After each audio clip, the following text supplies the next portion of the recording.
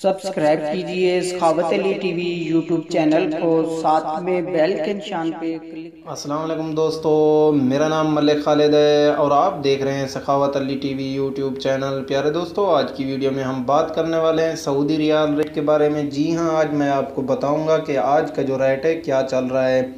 तो वीडियो शुरू करने से पहले हमारी एक रिक्वेस्ट है, जो भी मेरे भाई न्यू आए हैं चैनल पे, चैनल को जल्दी से सब्सक्राइब कर लें और साथ में बेल आइकॉन को भी प्रेस कर लें लेटेस्ट वीडियो सबसे पहले देखने के लिए। तो टाइम वेस्ट किए बगैर चलते हैं वीडियो की तरफ।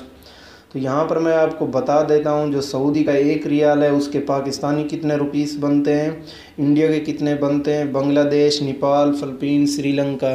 तो जी हाँ, आज मैं आपको बताने वाला हूँ इसके बारे में। तो यहाँ पर आप देख सकते हैं आज का जो रेट चल रहा है पाकिस्तान का। अगर आप एक सऊदी रियाल देते हैं तो आपको पाकिस्तानी 34 रुपये 26 पैसे मिलेंगे। और बांग्लादेश का एक रियाल का आज का जो रेट है वो 22 टका 33 पैसा है। और इंडिया का जो है 18 रुपये 32 पैसा है। और श्रीलंका का जो है मेरे भाई वो 42.65 है।